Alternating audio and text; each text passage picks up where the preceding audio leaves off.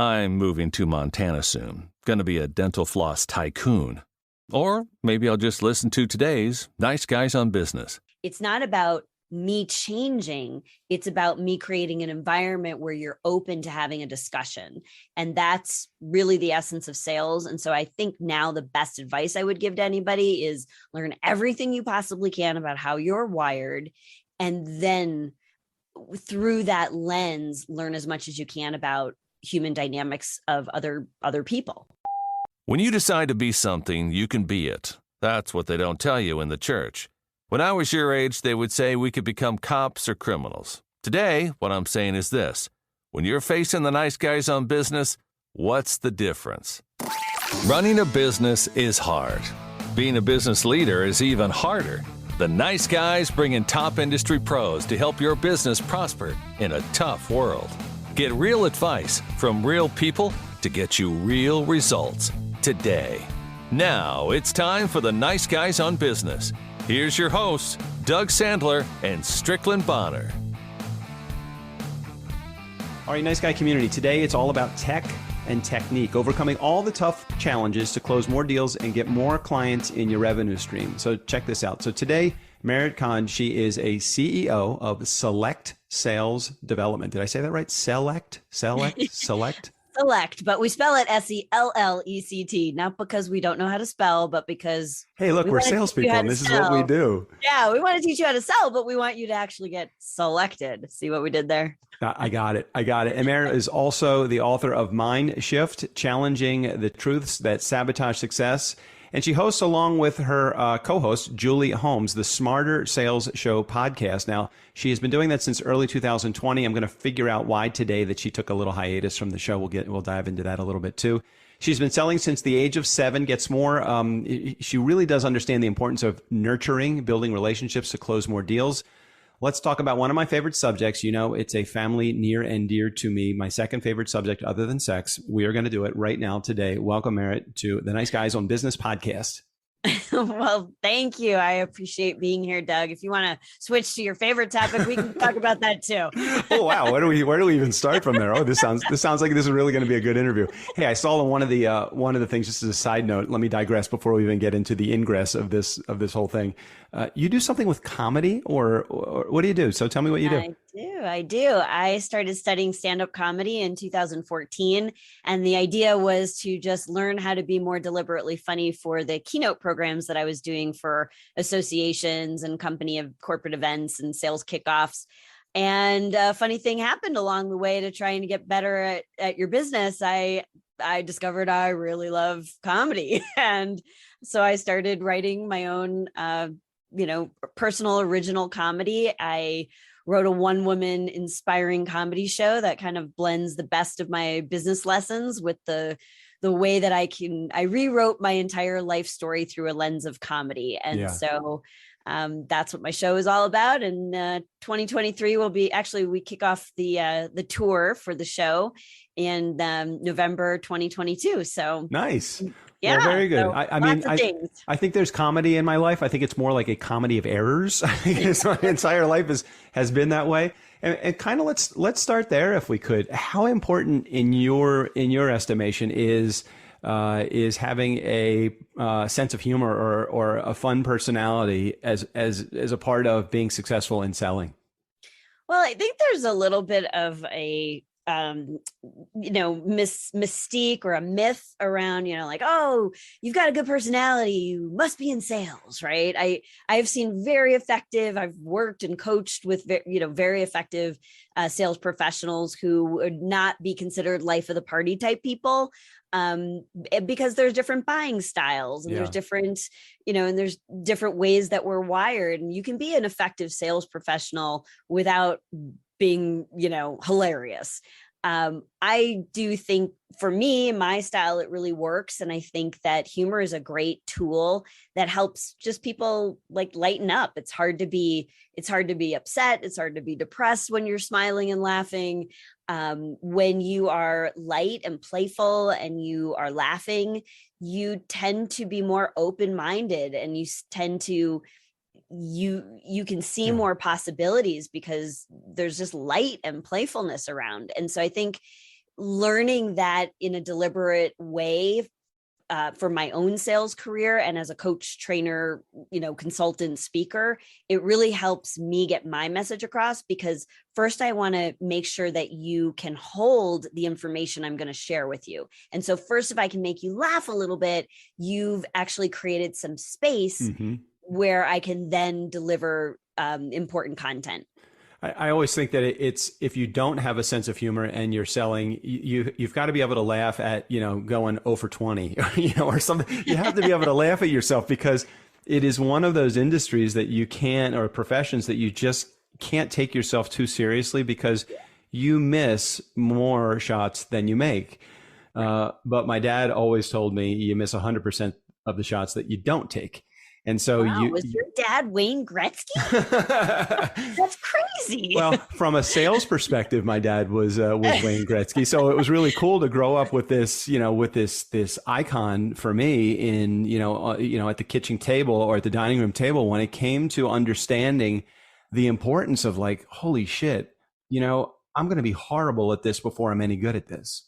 And I've got to get in my 10,000 hours of practice before I get any good at it. So I guess while he wasn't Wayne Gretzky, I think it was really cool to be able to, I want to learn from somebody that has done. I don't want to learn from somebody that just teaches. And that really brings me to my next point, which would be, how much of that stuff that you do did you learn from a textbook, and how much did you learn from actually doing it and just fucking up enough where you said, this is the coolest thing because now I figured this all out by myself?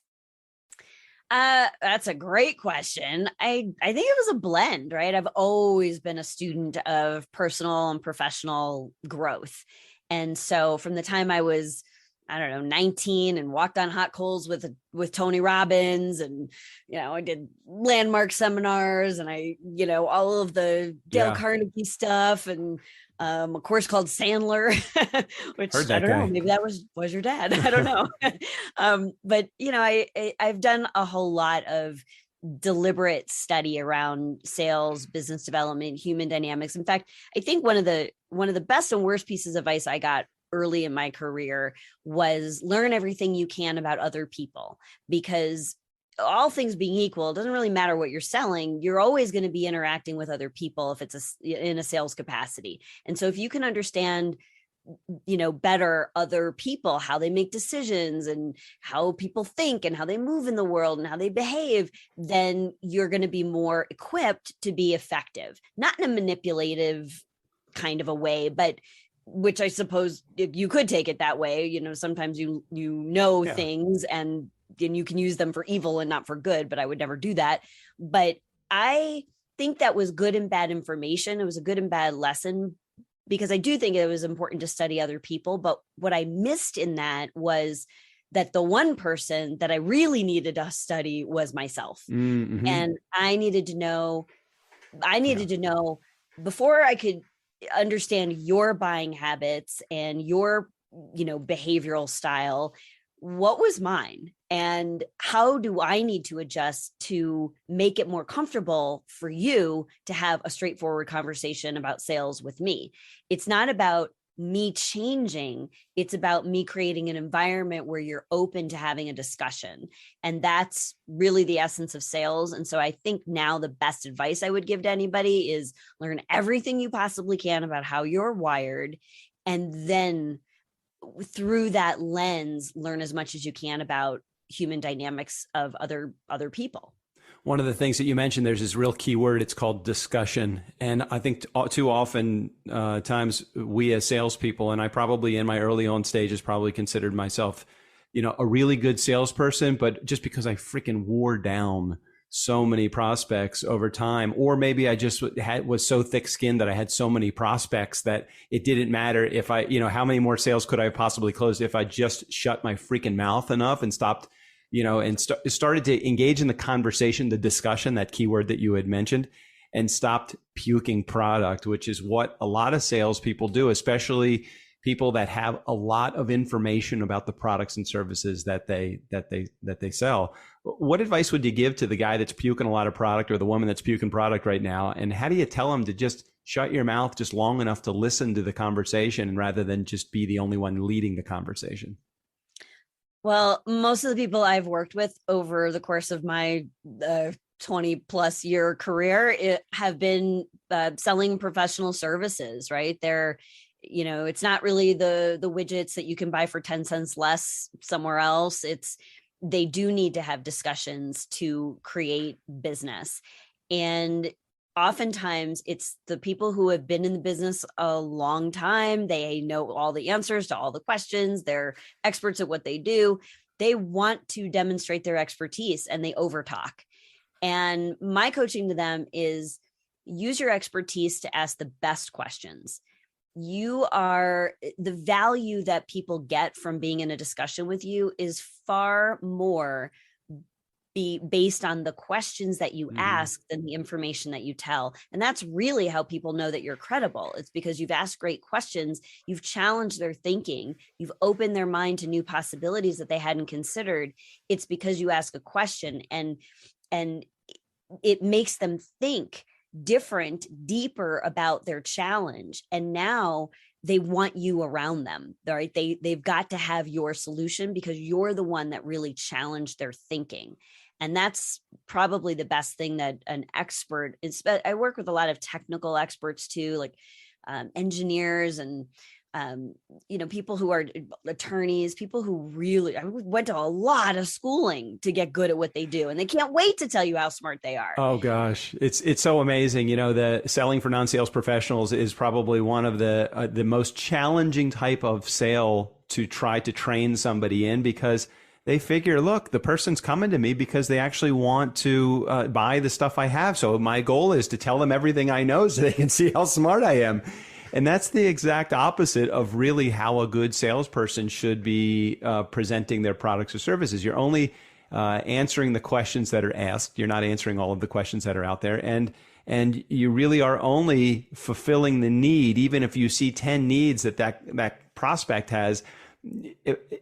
If they're not only looking for 2 of them, shut up after you get the 2 fulfilled. My dad always used to say, again, maybe another Wayne Gretzky quote, but it's when you sell something, shut up, just stop talking, because you're going to talk your prospect out of the same deal that you just talked them into. What do you think about that?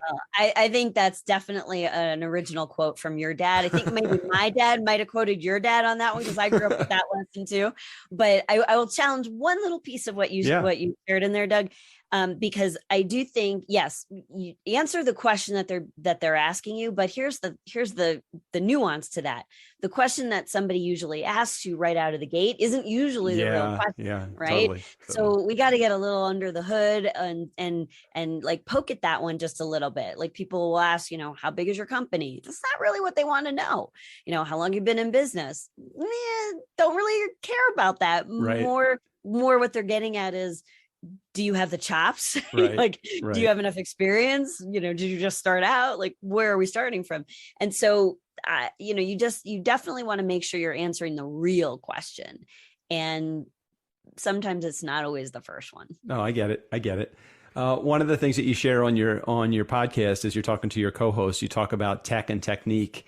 And you've been selling long enough. I don't know your age. I'm not even going to ask your age. You're never supposed to ask a woman's age. But at the same time, you've been selling a while, and I could tell that just from your experience and the words that you say on your podcast.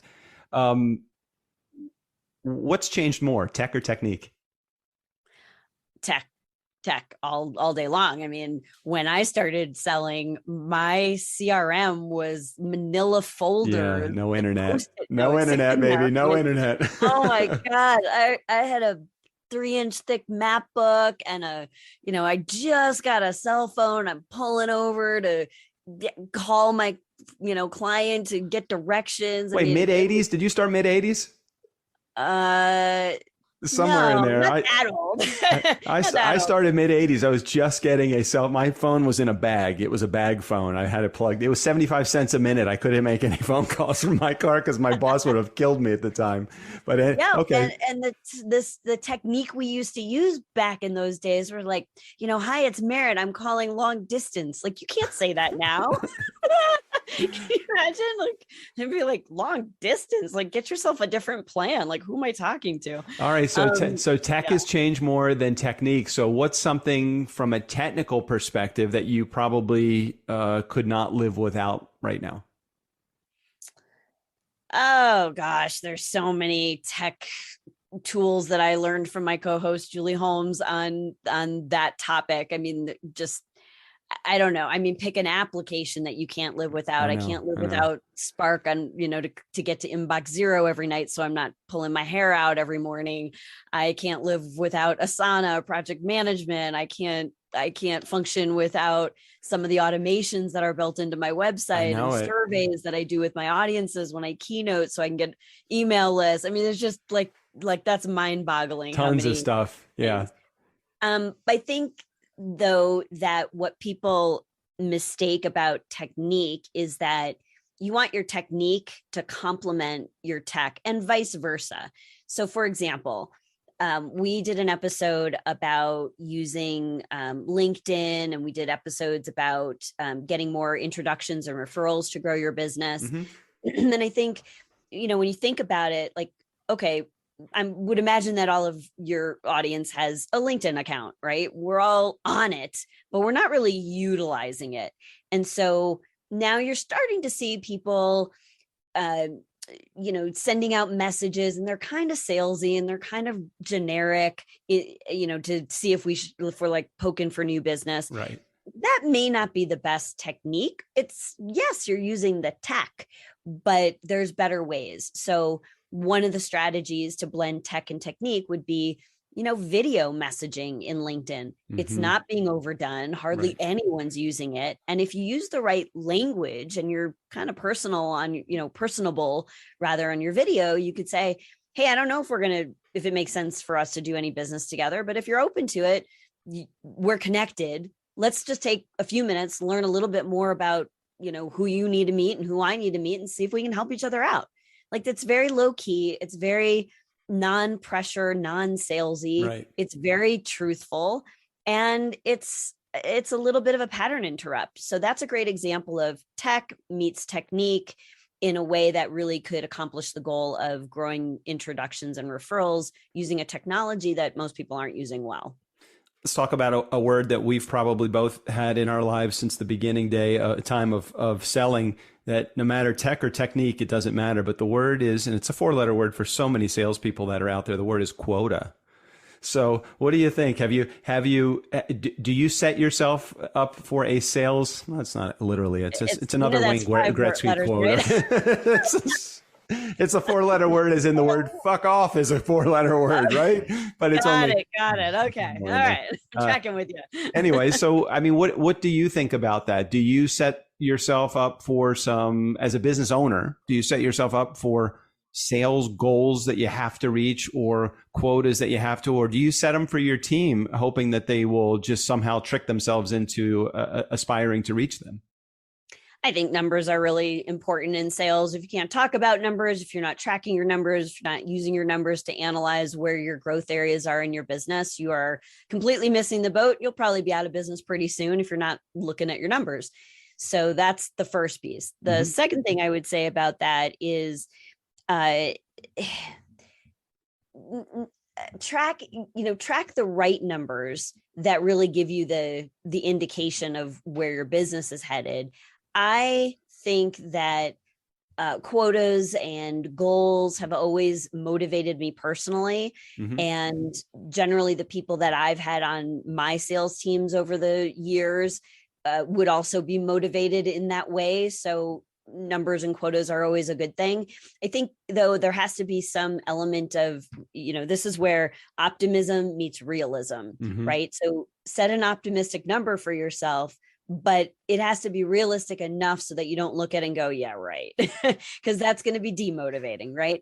But it's important to look at, here's what I think the biggest thing about numbers, this is really what I want to say about that, is that it's very hard in sales. There's always one more call you can make, one more dollar you could close. There's one more client in your pipe or prospect in your pipeline. There's always more. And what numbers can do for a sales professional, especially an entrepreneur, is give you a sense of enough. And I wish I had learned that earlier in my career, because I think we stress ourselves out. It's a grueling industry. It's also a ton of fun. It's more lucrative than just about anything. It can be if you're good at it, but also it's never enough. And so when you can use your numbers so that you can say, okay, I'm going to, do outreach for, 10 keynotes, 3 podcasts, 2 new consulting clients, like that's my mix for the week or the day or whatever it is, right? Like once you know how many of this and how many of that goes into your recipe for success, then you can turn it off, go unplug, go on a vacation, have, go for a walk at the end of the day. You can do that and feel like, okay, I got it. Yeah, I missed every bit of the 1990s because I was so focused on my goal was more. It was just more. That was it. And as a salesperson, you're never going to be caught up. You're never going to attain that goal. One of the things as a podcast production company that we have worked really hard at is number one, staying in our lane. So staying in our zone of genius, working only with the things that we feel come easily to us, the gifts that we have. My partner's gift is in creating systems and the entire back end process of producing a show. My zone of genius is in relationship building and selling. Those are the things that I love. If you ever catch me in a spreadsheet, or if you ever catch me in an accounting department or doing anything when it comes to hiring or placing people in the right role, then I'm not having a good time. Because if I'm looking at a spreadsheet, I know I'm not having a good time. But secondly, we discovered also when we are outside of our zone of genius, we are making less money. So for me, that was totally that avenue that more can't be. More is a horrible goal. It is just bad. And focus just on the things that you are good at. How do you teach a salesperson that the admin is not their job there? Because a lot of sales guys and saleswomen probably find a lot of comfort in the admin of selling and, the follow-up and the prospecting. Man, how much do we all hate prospecting? I know I'm all over the place right now, but it's like, how many of these things do we spend all of our time in doing stuff that really doesn't serve us well, but we spend it because that's where our comfort zone is. So what do you think about that stuff? That's interesting. Actually, I would have thought it was more the opposite. More of my clients over the years, they would much rather, go to the event, shake hands, take somebody to lunch, and then where they fall short is logging all that stuff into the CRM and doing all that. So they're avoiding the admin part in lieu of the maybe so. It's maybe. I think though there's balance, right? Like I hate spreadsheets too. You and I are wired exactly the same. And, my partner on the podcast, Julie was always the one, like, not just a spreadsheet, an Airtable. I mean, oh my God, No. this woman. We're both way too old for Airtables. No Airtables in our world. Yeah. She's got, she's the tech whiz. She's really process oriented. She did all of that stuff for us. And I was just like, tell us, like, where do I show up and when can I talk to the people? Right. That's what I love. I love hey, when's my next sales call? When is that next opportunity to introduce somebody to what I do? Or when's the next time to forget selling? Because I think what's interesting about it is I don't really care. I mean, I love the idea of having dollars attached to something, but I'm more attracted to the win. And I think we talked about this before I hit record, but I'm more attracted to the win than the money. Is it something that is innate with salespeople? We're hardwired for winning? What is it?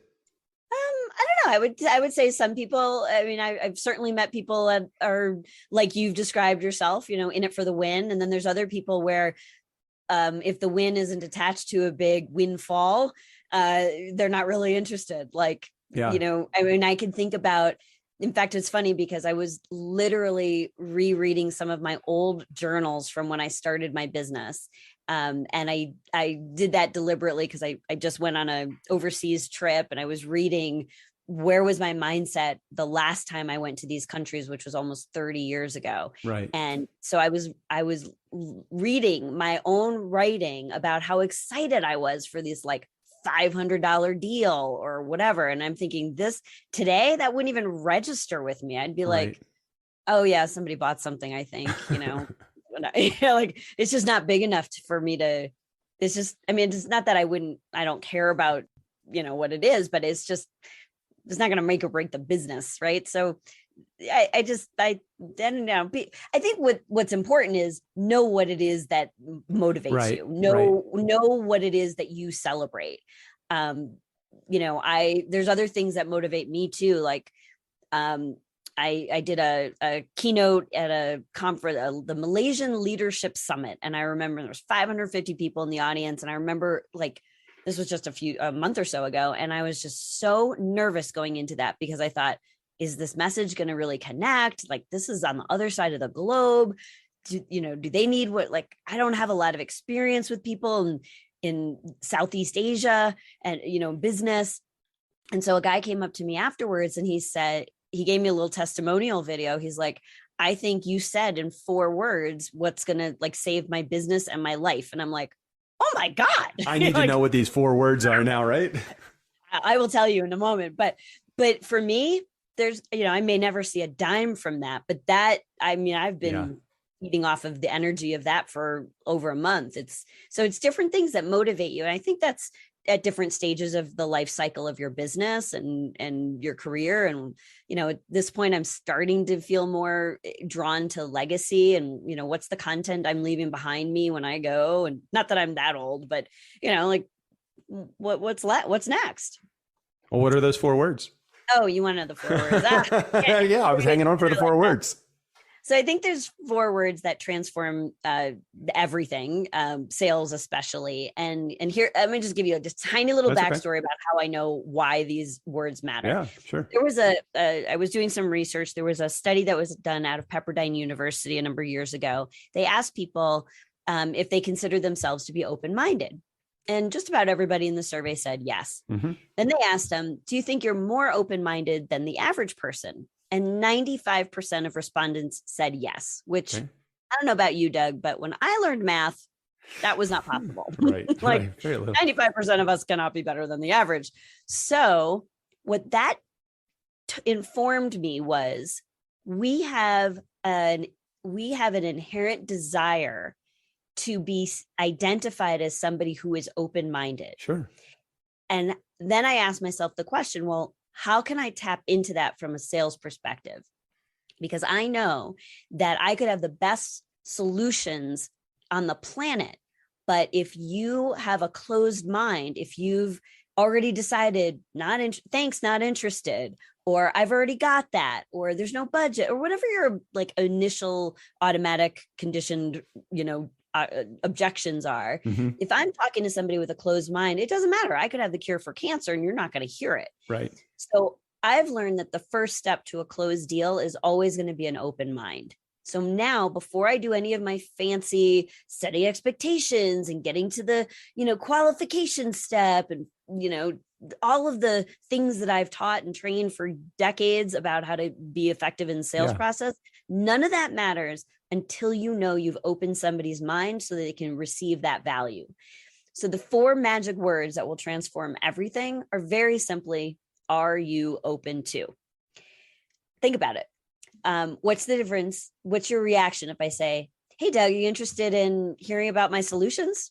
No. You could say no, right? Yeah, it's no, thanks, not interested. But if I were to ask you, hey, Doug, would you be open to having a conversation about some of the things that we do? Sure. I mean, that opens the door for you pretty easily. I feel like just in you saying that, I felt like a closed door versus an open door is where my brain was. So yeah, I love that. I love that. It's so simple. And the reason is it's easy to be uninterested and still be a nice person.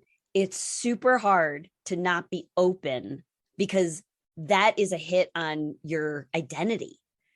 we don't want to be seen like that. So it's pretty hard to say, no, not open to that. But, I'm super proud of this closed mind I've got, it's see, nice guy community. This is exactly why I had Merit on the show today, because I knew that she was going to over deliver and she was going to give you gold nuggets of information that you're going to be able to use to help close more deals and get more coming in the door and on your pipeline. One of the things that we talked about right before I hit record was, okay, what can we do to add value to the nice guy community, to this episode today? And we had a couple of different options, and I left it to you to decide which you think would be the best option for us to be able to give to our community.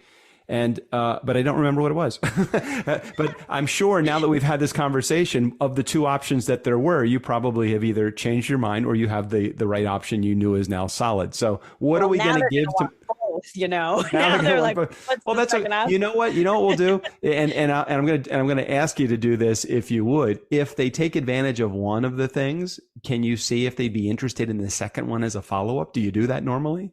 If they would be open to that, then so there you go. That is perfect. All right, what do we want to give them today? We used to have this thing called 12 worries every entrepreneur has, or they're lying, and it's very similar sounding to that, but I just don't remember what it was. Is that the offer you're making? Yeah. Okay. So I have 10 things that every entrepreneur or sales professional needs to have in place before they can really worry about what they're going to say in a sales conversation. So 10 things you absolutely need to take care of before you go and pick up the phone. Okay. So this seems like this would be kind of a cool thing. Yeah. So how do they get it? It's a very cool thing. It's at SELLectsales.com/digital-jumpstart. And don't worry about remembering any of that. Yeah. It'll be in the show notes. So you know where to click on the show notes in order to get that. If you've never been to the show notes, I'm afraid you're going to have to fight your way out of this paper bag to figure that out, because that is your goal. If you want to actually make something happen, you're going to have to figure out how to get over to the show notes. Again, the name of the document is 10 things that, or something like this. Tell me again? We just call it our digital jumpstart. It's actually a program, and you're going to get it's like a little online course, but you'll get some live training with it. So it's a pretty good deal. And there's always a let's talk button on the top right. So if you ever want to just get on my calendar, you got something to brainstorm, you have a question, I'm a real person. I don't read my press. So, just book some time on my calendar. Let's have a discussion. All right. So I got to go back to and nice guy community. Make sure you take advantage of what Merit is offering, because it does sound like that's pretty cool. I'm actually going to download the document now, because I want to see how many of these 10 things I don't do before I fire up my sale. All right. Let me make a right turn here and skip from the sales perspective and go back to the podcast host thing for just a minute. You had this podcast, you were running it since 2020, you ran it into late in 2021, and then you just stopped. It was like, oh my God, she's past pod fade. She made it. And I don't want to put you in an uncomfortable position, but why the fuck did you do that? Because your content was great. You had some great guests. You had some great conversations. And then I'm like, why didn't she? Why? And I thought, well, maybe you started it at the beginning of the pandemic, I think, right? Or somewhere in the pandemic era. Yeah, we did. We started in the pandemic, and it actually did what we wanted it to do. So Julie and I are both, okay. But to your point is fair. So Julie and I are both professional speakers, and she was like, I don't even know how to sell now in the pandemic. And I was like, well, I don't even, I can't even do selling the way that I normally do anymore. So I need technology help, and she needed technique help. So we were having these conversations together. And that's when we just decided, like, I think other people might really appreciate the kinds of things that we're talking about. And so we did this podcast, and our goal was we wanted to do some virtual programs together as a team, to replace some of our keynote training business, which that completely dried up during that short period of time in the 2 years. Okay. So there was a lot of opportunity for virtual programs. We were both based in Denver at that time, and it was very easy for us to come together. And we built this, amazing, actually, virtual program. And it was fun because, it was two different speakers, two different perspectives. We set it up like a game show. It was great. And then once things started opening up, a couple things happened. Julie moved to England and then she was sort of scaling back the speaking side and took a job with a company working on their tech stuff. And so it was just, life just started to happen. And as things opened up and, real stages opened up, it was like, oh, let's just do this again.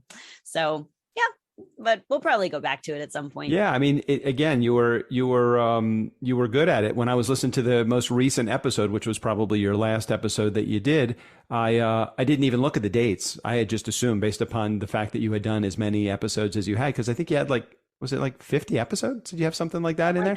You had 50 episodes. I'm like, she's well past pod fade. I don't even look to see if you have a most recent recording, because I'm thinking she's a salesperson. She's got to be staying in this environment.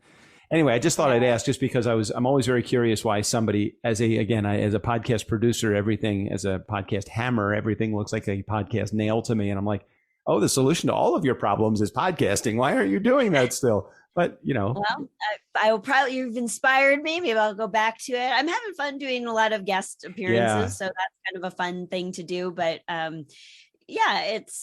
can definitely see doing it again. I think, it's just it's a great marketing strategy, and it just needs to be done well. Understood. And then finally take off your podcaster host hat and your business owner hat and talk about just yourself for just a second. What's some of the stuff from a career standpoint that you just, you're still working on? We all have that sign above our head that says work in progress. What is the in progress for you at this point? I've been really making a concerted effort to do, to your point earlier, do less of the things that are not in my genius zone. So I've been following the traction processes from that. What's his name? I don't know, but that's okay. Keep Rickman, something or other. Okay. Anyway, but yeah, so I've been, really my genius zone is visionary. I'm very future focused. I'm creative. I'm a people person. Those are the things that give me energy and where I bring my unique gifts. What I'm not so naturally gifted at, which I can do if I need to, are some of the more execution or all the back end behind the scenes things, everything technology. And so I've just started hiring out, different projects, and I have a great team now that I've built out at SELLect Sales. So I'm really excited with, where things are going with that. And, nice. That leaves me more to focus on the keynotes that I do for associations and corporate events and sales kickoffs. And that's really my greatest love. And then the next thing that I'll be introducing in 2023 is, as I do the comedy tour, I've got a series of workshops that I'm developing around helping women in particular, but anyone really in periods of transition in their life where they want to rewrite their own life story through a lens of comedy. And I think when you can rewrite your past, finding the humor in things that were hard, it gives you a whole new future. I always think that selling is like an improv act anyway, isn't it? I mean, we always have our lines, but we have no idea what the other person across the table is going to say to us. Yeah, I'm always concerned that at the end of my sales call or a prospecting call, I'm like, I get everything I said was right. I have no idea what they said, but everything I said was right. And I'm always left wondering, I wonder what I could have done differently in that, or how I could have changed any of the things that I said to get them to say something different on the other side. Merit, so very much appreciate another sales pro hanging out with me today, and thanks for rolling with some of the comedic punches that I have thrown at you. So thanks for being on the show today.